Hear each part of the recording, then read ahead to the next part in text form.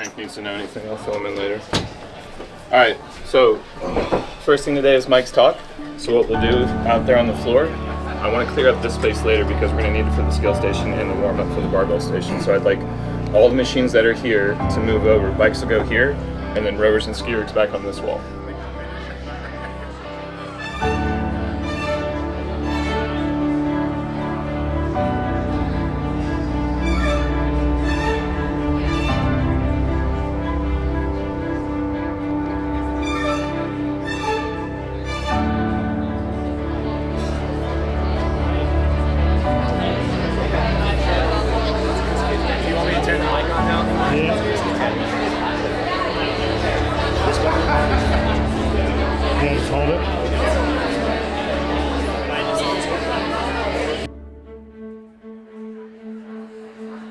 Check, check, testing. Game day execution. We'll still talk a little bit about the long game, and I'm going to talk about that this afternoon, ways you can prepare throughout this season. But the Open is 4 weeks away, quarterfinals is 12 weeks away, those are next semifinals, it's only 16 weeks away, it's coming up. So we're going to talk about practicing pressure. Coach Mike McGold's is going to start us off, and then we're going to go into a Bella complex after that, which we'll talk about. So let's welcome Coach Mike McGold. All right, good morning, thank you all. Today I'm going to talk about practicing performance under pressure. Now, as a coach and a competitor in the sport, I've always loved watching athletes show up clutch in big moments when the pressure is really high. I'm talking about those moments in sport that we like to see, like the buzzer beaters, the Hail Marys, the last-ditch efforts, basically where an athlete is laying it all on the line. So, to start things off, I'm going to share with you what I feel like is one of the most amazing examples of an athlete performing under pressure that I've ever seen.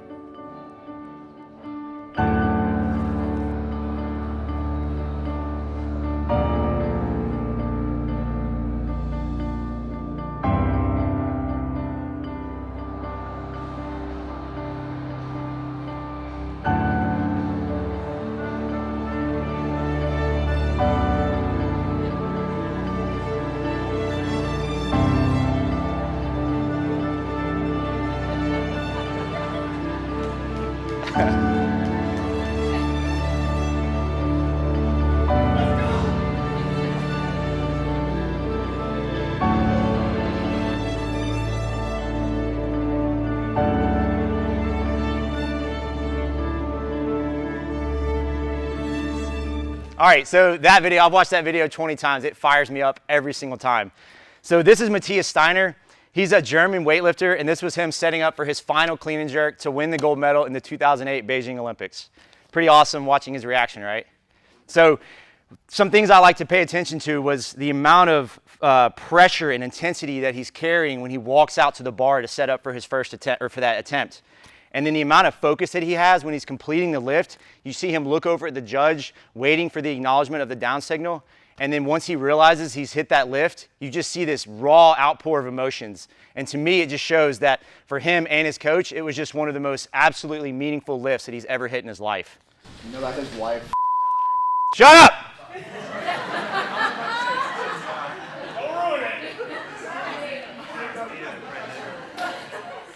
No spoilers.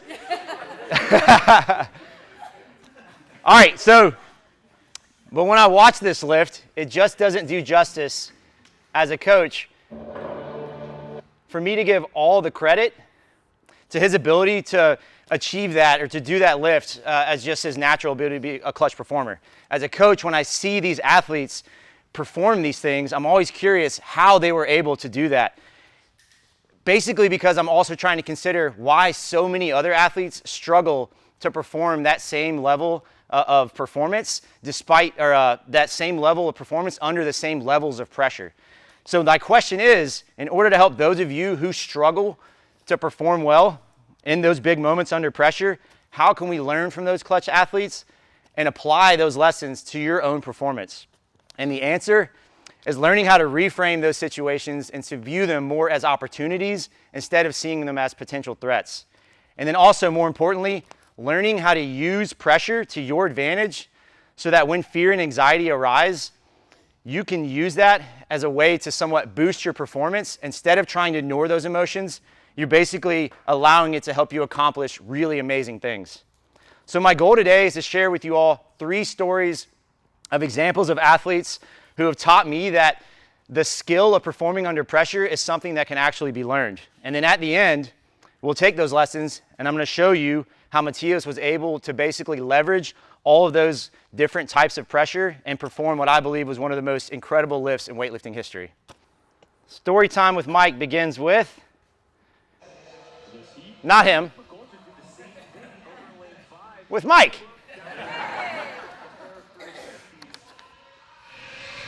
From Hannah and Froning and said, I want 5 more pounds, let's bump this up. I'm game. Here comes Mike McGolver to 370. Rich Froning looking at 370. McGolver, left side of your screen. He's under it. He will stand it up. Froning fighting through it. He has it. Jerk is good from McGolver. Froning is going to bail out of that. And Aaron Hannah has yet to step out to the barbell. Right now, it's Mike McGolver with the top score on the floor, 370 pounds. Wow, thank you. That was the start of my first retirement. All right, so this is me going for my final clean and jerk attempt in the max lift at the 2021 max semifinal. Now, I'll give you a little bit of background on what made that lift so meaningful. So it's the year after COVID, and the in-person competitions are starting to resurface. So myself, my wife Brandy, Coach Mia, and Coach Kyle, we decided to put together a team. After having a good quarterfinal, we qualified for the max semifinal. Now, training's going great, and then leading into the event, we're a few weeks out, they start announcing workouts, and the first event is basically a max snatch and a max clean and jerk. The way the format was one guy would do the snatch, one guy would do the clean and jerk, one female would do the max snatch, one female would do the max clean and jerk. I was selected to do the max clean and jerk, and then naturally you would think, all right, well, Mike's kind of always known as this strong guy in a team. You would think that that just created this like overwhelmingly high amount of confidence, but that's not always the case. And I actually see this with a lot of athletes. When they have something that's a perceived strength, there's an insane amount of pressure and expectation to do well, and it can actually cause them to underperform. Anyone have that experience? Right? So for some reason, when we have a perceived weakness, there's just a little bit less pressure. So leading in, I'm already pretty nervous, excited, but nervous. Then fast forward, we're 24 hours before the event, and 3/4 of our team gets hit with a nasty stomach bug. Now, this is one of those stomach bugs, those viruses that my 2-year-old graciously brought home from his daycare, passed it on to us. Myself, Coach Mia, and my wife Brandy were basically losing it out of both ends for 24 hours. Unable to put down any food. It was not a good experience. It was so bad. In fact, I remember on the 3-hour drive that we had from Atlanta to Knoxville, Brandy and I actually had to stop and get a hotel. We were wrecked. And I remember being quoted from my teammates the night before saying, guys, I really don't know if I can compete tomorrow. I'm so achy. I don't even think I can hold a front rack. Well, fast forward 24 hours later, I find myself in the warm-up area with a lot of prayer, a little bit of Pepto, a couple of bites of a muffin, and I'm warming up for my 9th semifinal. All right, get out on the platform, opening attempts based on the numbers that I had started working up to in training. I wanted to open at 335. I'm finishing the attempt, and I'm just hoping and praying that I literally don't shit the bed. It's a successful attempt. We move on to the second attempt. I decide to jump up to 355. That is successful, starting to gain some momentum. And then going into the third attempt, this is where a little bit of doubt starts kind of creeping in. I'm getting near numbers that I haven't touched in years. Keep in mind, I haven't competed in a long time. I'm looking down the lane. I see Rich Froning. I see Aaron Hannah, both really strong dudes, fierce competitors starting to select their load. I'm kind of unsure what to do.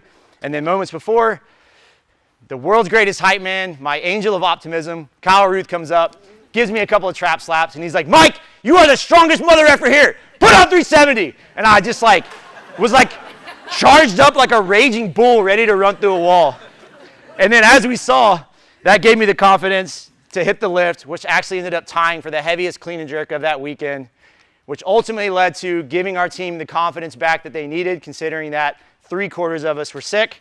And that led us to eventually punching our ticket to our first CrossFit Games as a team that weekend. So very special moment for myself and for our team.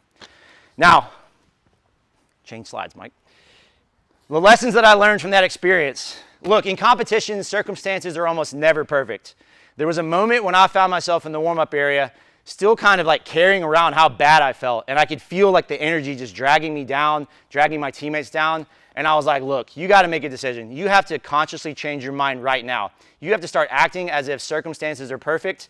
And I did. And that conscious choice allowed me to somewhat be distracted from how bad I actually felt. And it gave me the energy and momentum I needed to go out and have the confidence to know that I can perform. Number 2 was I became my own hype man. So leading into the competition, as I talked about, I'd put a lot of pressure and expectations on myself to hit these big lifts. Well, as mentioned, it's been years since I've competed on that big of a stage. 2018 was the last time I was actually at a big in-person competition. So I really just had a lot of self-doubt and uncertainty, like what numbers can I actually hit? I'm a master's athlete now. There's athletes 10 years younger than me. Like, do I still have what it takes or am I washed up? Max, don't answer that. So I started focusing on the facts of things that I know that I've done in the past. This is, again, my 9th time doing this. That's a lot of experience. Yes, you don't have the abilities to train like some of the younger athletes out there, but you have the experience. You have a lot of times that you can lean on and remember where you have shown up clutch in big moments. And that kind of helped restore the confidence that I needed to go out and deliver.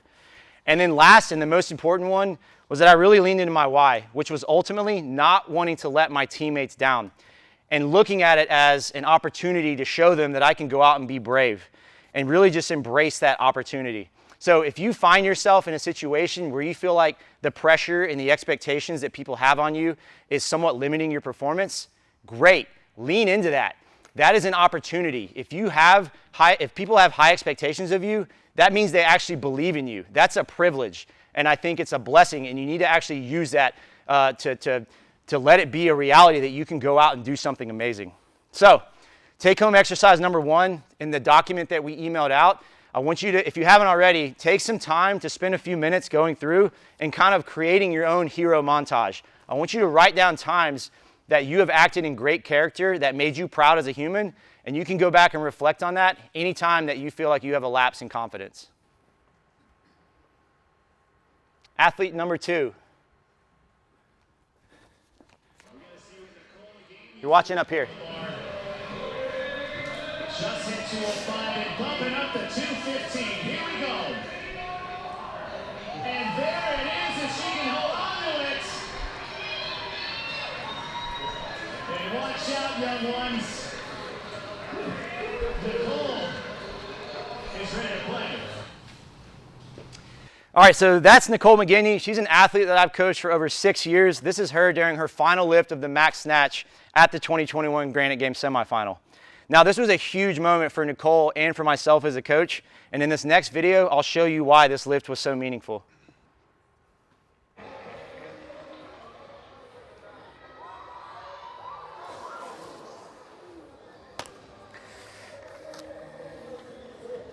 All right, sorry, I should have warned you if you're a bit squeamish with snatch misses, but I just wanted to share how emotional this moment was. So this is at the 2019 Reykjavik CrossFit Championship. This is Nicole during a 200-pound snatch attempt in the opening event that they had, where it was basically a max snatch. She was going for a big lift, and as we saw, she comes up out of the bottom, trips over her ankle, the bar comes down, crashes her head, and the plates land on her ankle. It trashed her ankle up pretty good. Now, Nicole is crazy tough, and I trusted her advice on this. She's a nurse. We just taped up the ankle. I was literally YouTubing how to tape an ankle, and she finished the competition. Now, it limited her ability to be competitive the rest of the weekend, but she finished it out. And then following that, as it would with any athlete, this traumatic of a lift created a really strong fear and mental block of snatching heavy for that year, for the years following. So over the course of the time from then, leading back up to the 2021 Granite Games that we saw, we did a lot of work between the ears. And I mean, looking beyond the practices and principles of just doing more snatch technical work, just doing more drills and progressions, we really had a lot of conversations to sit down and help her work through that barrier. And then when the max snatch was announced, there was a lot of fear and anxiety leading up about the possibility of another nasty snatch miss in front of a crowd on a big stage. So pressure was really high for her based on the amount of fear that she had. So as we saw, her first attempt was shaky leading up to that final lift at the 2021 Granite Games. She hit 185. The second attempt was solid at 195, and then the plan was to go to 205. Well, the third attempt, she delivered, and that actually ended up being 215, which was good enough for a lifetime snatch PR and then to take first place in the event to give her a great start to the weekend. So it was a really special moment seeing that in person, watching her kind of overcome the amount of fear that she had from the possibility of something like that happening again. She had 20 pounds. Yeah, we'll get to that. I mean, it was huge, yeah. I know. Anybody see that? She misses the bar and the judge is still doing his job. He's like, are you okay? That made me mad. I was there in the moment. I saw it and I was like, what are you doing? Don't kick her while she's down. So the main lesson I learned from Nicole was her ability to handle the pressure of her own fear. Something that we learned along that process is that she had to stop overgeneralizing, and we found a way to replace her fearful thoughts with productive cues. What I mean by overgeneralizing was that just because something bad happened to her one time, it didn't reserve the right for her to continue to believe that it was going to happen over and over again. Now, as a coach, you can say that to an athlete until you're blue in the face, but it doesn't stick. So we had to start coming up with more thoughtful and productive cues that helped somewhat distract her from the possibility of that stuff happening again. So we would call these approach goals versus avoidance goals. And again, this really allowed her to focus on the execution of the lift and distract her from the fear of failing. What we had learned was that when she would go up to attempt a heavy snatch at a higher percentage, basically she was focusing on all the things that she needed to do to not fail. So we reframed that and tried to look at it in a different way and say, look, when you go up to the bar, I want you to hyper-focus on cues and basically things that you need to do to focus on executing the lift. So we would do things like, look, when you're going up to the bar, get your thoughts out of your head and just focus on how your body feels when you're doing the lift, where the pressure of your feet is into the floor. As you hit extension, make sure you're squeezing your glutes. As you're getting under the bar, make sure you punch into it. And this, again, allowed her, it was strong enough to help distract her from the fear of actually failing. In fact, this practice was so distracting that as we saw, and that you pointed out, our goal was to go from 195 to 205 in the competition. She made a 20-pound jump to 215. And I remember being in the crowd watching it going, no! Nicole, that's 215! Like, I'm going crazy. And she's looking at me and she's like, and to this day, I'm not making fun of her. To this day, we laugh about it because she's like, I thought you were the only coach that was cheering for an athlete before they had actually hit the lift. And it was so distracting that she misloaded the bar. The judges turned the card over, and I was like losing my mind. So it's just a really amazing moment and very special just in so many ways. But it just goes to show how powerful those tactics can be. And you got to truly believe that the work between the years can help you get past those moments. So take-home exercise number 2 in the document that we emailed out are 2 drills that you can use to help reframe your thoughts and better cope with fear and negative thought processes as they occur. Anyone done those yet? Good for you. You did your homework. I don't know. We didn't really tell them they had to do it yet, did we? Athlete number 3. It's a good old-fashioned bro session underway here at the Mid-Atlantic CrossFit Challenge, an opening event for the men, 3rd and final heat. The one No spoilers. max snatch 3 attempts. There are quite a few athletes in this field that have a 300 or bigger listed. All right, hold up real quick. I want to pause this. So, Travis Mayer at the top there. A few things I want you to pay attention to when we're watching this build up is 1, I want you to pay attention to Travis and his ability to handle the pressure of him waiting and managing his energy as he is basically the last person to snatch in his heat. Number 2, I want you to pay attention to the pressure that he's managing where he has to watch his fellow competitors either miss or make their attempts and him have to make a decision, which further creates more pressure for him to make split-second decisions on what jumps he wants to hit or what jumps he wants to go up to. PR snatch. You have some heavy hitters in this heat. We are ready now to start the first of 3 rounds in this final heat. Hal Fisher will be up first. Here's Scott Panchik. 275 is good for Scott. And again, he thought he'd be competing on a team this year. Rules changed. Here he is back in individual competition. And now the top-seeded man in North America out of the quarterfinals, Travis Mayer. 275 on the bar for Travis. And Mayer will hit that to close out round one. The focus for Travis this year in the offseason, he went to his coach, Max el-hag, and he says, I want to get stronger. I want to hit some PRs. I don't want to lose ground on the leaderboard in the strength events, and it shows there with his opening lift. Hal Fisher will kick off round two. Here's Scott Panchik at 290. And Travis Mayer will close out round two at 285.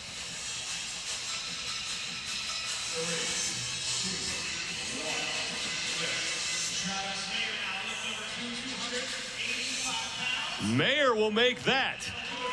And we move to the third and final round. But now Medeiros, Panchik, and Mayer have yet to make their selections. As Hal Fisher, his final lift, won't be able to make that. Josh Woodhull at 275. Zach Watts continuing to look on here to see if 310 is going to hold for him.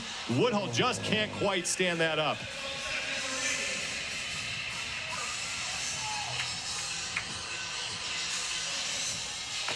And still won't happen. Oh, that's tough for Josh Woodhull. He was 80% of the way there. I mean, he just had a few more inches to stand up to get that lift. Here's Jason Hopper at 300 pounds. And that will count. He is one of 4 men who have 300 listed right now on their placards. And Hopper kind of came out of nowhere with a more conservative second lift, but made the bigger jump on his Connor last Duddy. lift. And man, first one to strike at 300 here in this heat. I know. Watch it 100 Connor times. Duddy going for 280. Come on, Connor! Connor Duddy! Has it. Yeah! That's the second time Connor has missed his first Huge lift. fan. Come back and hit the second one. Tremendous grace under pressure. Now Ben Smith for 300 pounds. And Ben Smith has it. It's Travis Williams now. Our third attempt at 300 pounds in this final heat. And Williams has that. Sam Quant with 290 pounds. This would be a 5-pound PR for him. His listed max is 285 from the games a few years ago. Quant just can't quite stabilize it. Watch his feet on this next one. He jumped back considerably on that first lift. Quant won't be able to hit it. Justin Medeiros is going after 285. Panchik and Mayer both have 300 on the bar. Medeiros unable to stand up 285.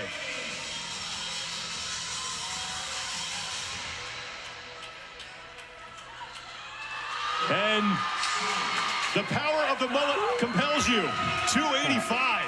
That Tennessee top hat had to help him save right there. Panchik at 300. Gauntlets being thrown down all over the place here as Travis All right, Mayer come on. will go for 300. And that is huge for Travis Mayer, 300 pounds. Yeah. It is Close things out. It is just raining 300-pound snatches My in the building goodness. right now. I don't know what's going on. Travis Mayer hit a 295 snatch a few months ago, and that was a lifetime PR. He steps up here, adds 5 pounds to that number, and it's a huge performance as the last lifter on the floor.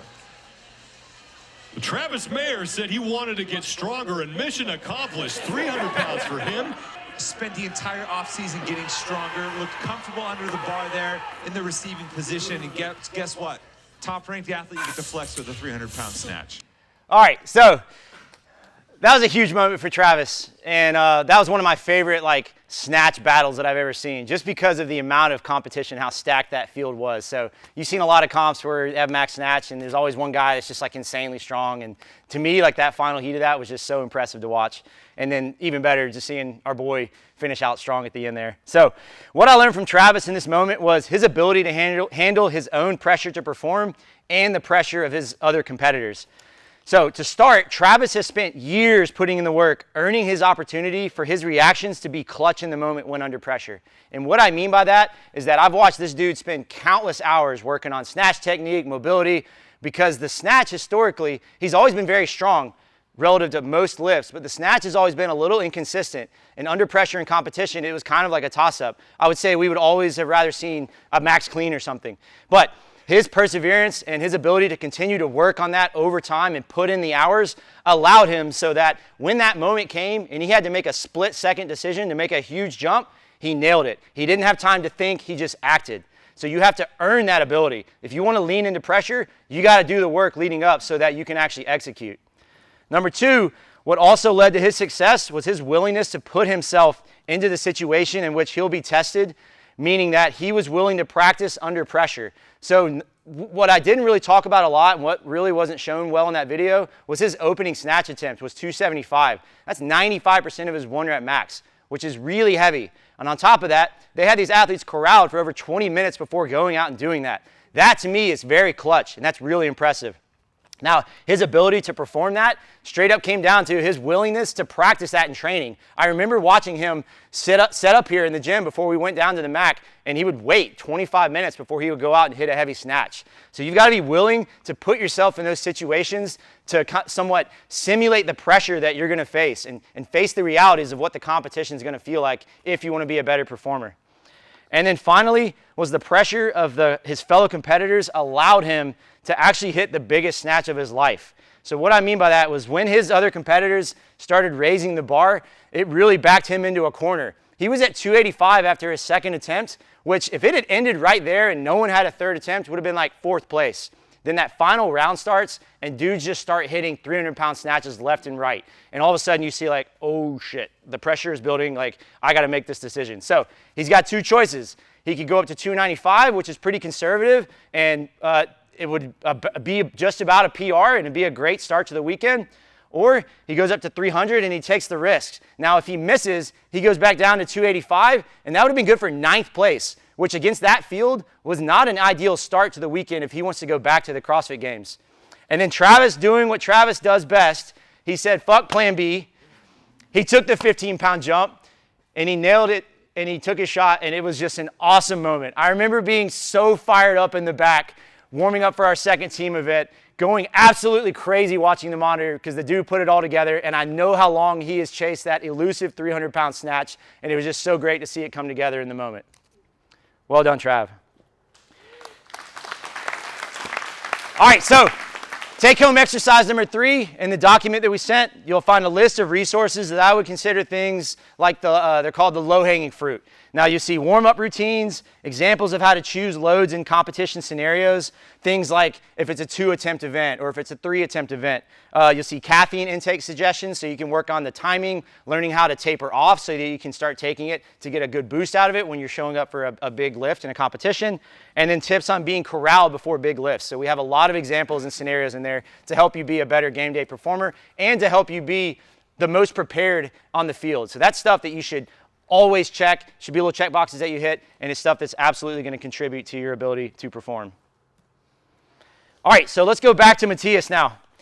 Now that we've looked at all these examples, I can add a little more context than what we saw earlier from the video that I showed you and all the pressure that was being placed on him in that moment. So if you're unfamiliar with the sport of weightlifting, you get 3 snatch attempts, then you get 3 clean and jerk attempts.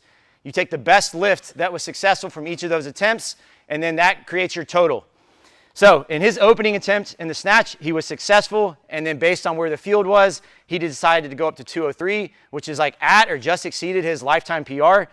He was successful. His coach comes back and says, where the field is at right now, you need to make a jump to 207 for his 3rd attempt, and it actually ended up being a pretty nasty snatch miss that left him rattled. Now, and unfortunately, he's trying to chase podium, but this left him 7 kilograms behind the leader going into the clean and jerk, so not a great start. Now, in the warm-up area for the clean and jerk, still being pretty rattled from the snatch miss, he's actually missing 235 kilograms, which was 5 kilos under his planned opening attempt. So he's still pretty shooken up from this. His coach comes back and says, you're up soon. Here's the situation. Based on what your competitors have hit so far, you got to go up to 246. And he looks at him and he's like, reluctantly, he's like, I'm missing 235. That's not going to happen. The coach is like, I don't care. You want to get on the podium, like, you have to do this. So his coach puts a ton of pressure on him. And he goes out, he sets up, and he misses. So now the pressure is even higher. He's got 2 attempts left if he wants to have any shot at making the podium. So he collects himself. His coach comes back and says, all right, they raised the bar further. You need to go up 2 more kilograms ahead of what you just missed. You need to go to 248. He goes back out, and he actually sticks it. So now we're going into the final clean and jerk attempt. His coach comes back again, and he's like, look, here's the situation. You have an opportunity. Based on what your field is at right now, if you can make a 10-kilogram jump, which in the weightlifting world is a pretty big jump, and that would exceed Matthias's lifetime clean and jerk PR, you can surpass the leader, and you can win the gold medal. And as we saw, he goes out, he takes his shot, and he becomes world champion. Pretty clutch moment. So that's why I feel like this is one of the most incredibly powerful and clutch moments I've ever seen in weightlifting. His ability to handle all those different types of pressure and still go out and win is absolutely legendary. So number one, his ability to handle the pressure of his own fear, similar to Nicole. He had that nasty snatch miss that left him rattled, but he was able to shake it off in a matter of minutes and go back out and finish the clean and jerk.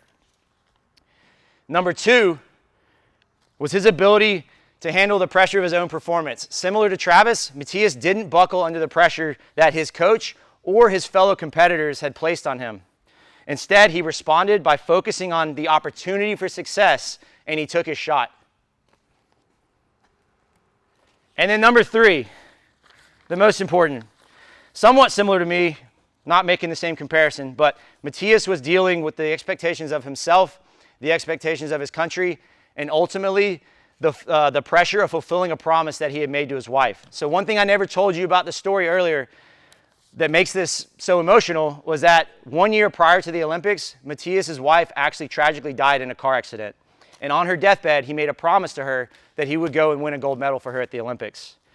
So what I think is just so impressive about this whole story is his ability to continue to train and perform at the highest level for the year after the passing of his wife is just what makes this one of the most heroic stories to me that I've ever heard.